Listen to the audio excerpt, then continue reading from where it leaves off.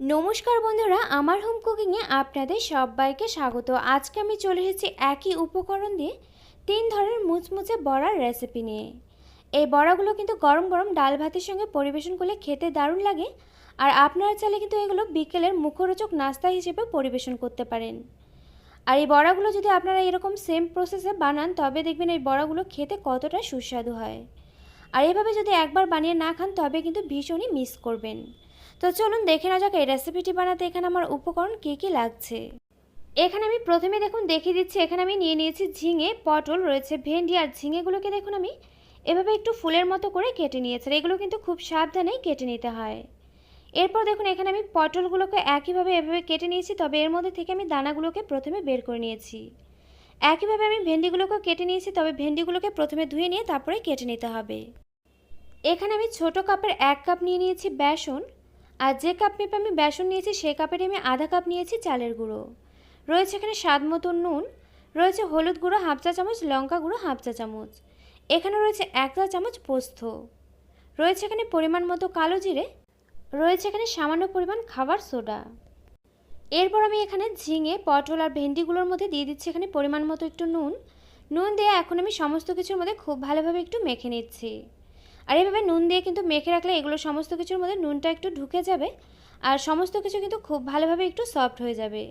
আর এগুলো সমস্ত কিছুর মধ্যে কিন্তু ঝিঙেটা একটু সাবধানে এভাবে নুনটাকে মাখিয়ে নিতে হবে।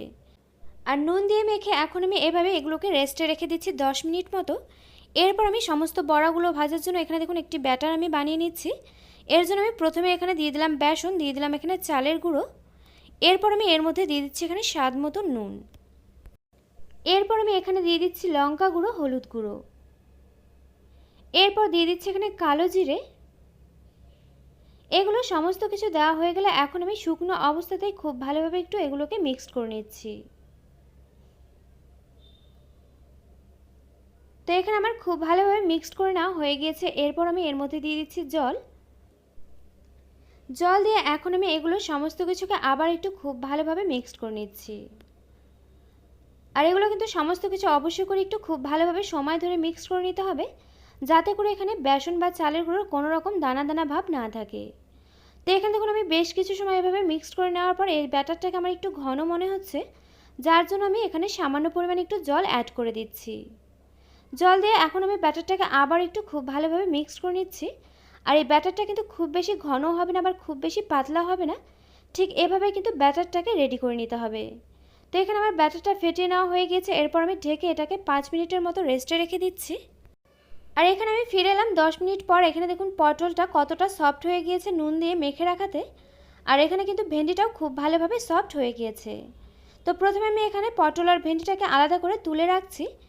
এরপর আমি ঝিঙে থেকে চিপে চিপে নিয়ে ঝিঙের জলগুলোকে বের করে নিচ্ছি। আর এই 3 রকমের সবজির মধ্যে কিন্তু ঝিঙের মধ্যে প্রচুর পরিমাণে জল থাকে, যেটাকে কিন্তু এভাবে অবশ্যই করে চিপে চিপে নিয়ে একটু বের করে দিতে হবে। এতে করে কিন্তু বড়াগুলো বেশ মুচমুচে হবে আর বড়াগুলো কিন্তু খেতেও ভালো হবে।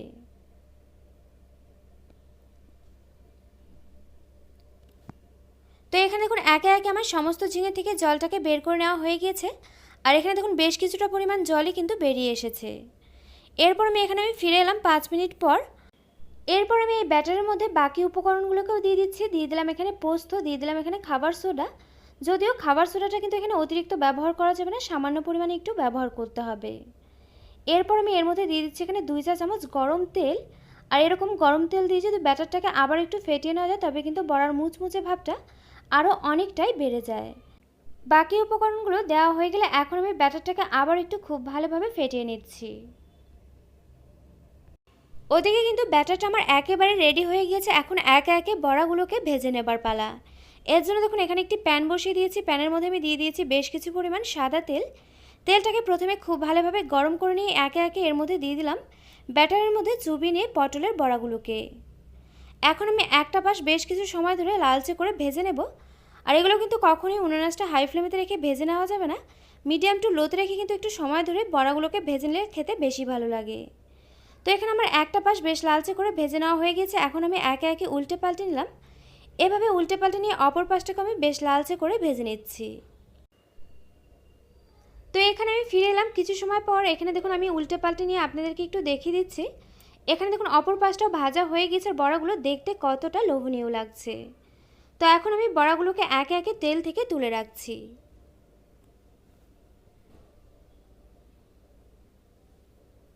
পটলের বড়াগুলোকে তুলে নিয়ে এরপর আমি এর মধ্যে দিয়ে দিচ্ছি এখানে ভেন্ডিগুলোকে আমি একইভাবে ব্যাটারের মধ্যে খুব ভালোভাবে চুবিয়ে নিয়ে তারপর একে একে তেলের মধ্যে দিয়ে দিচ্ছি।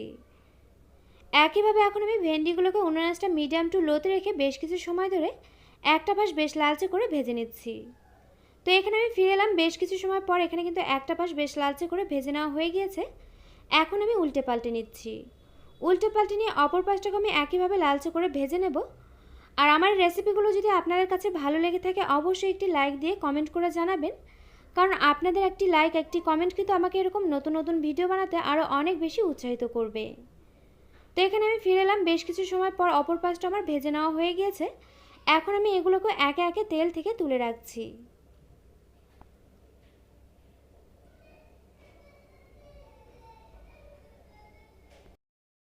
ভেন্ডির বড়াগুলোকে তুলে নিয়ে এরপর আমি তেলেতে দিয়ে দিচ্ছি এখানে ঝিঙেগুলোকে। আর একইভাবে কিন্তু আমি ব্যাটারের মধ্যে চুবিয়ে নিয়ে ঝিঙেগুলোকেও দিয়ে দিচ্ছি।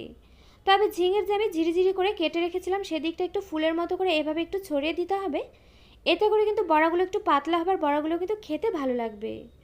তো এখানে দেখুন বড়াগুলো যেহেতু গোড়ার দিকটা একটু মোটা, যার জন্য আমি এই গোড়ার দিকটা মাঝখানের দিকে এভাবে একটু দিয়ে দিচ্ছি।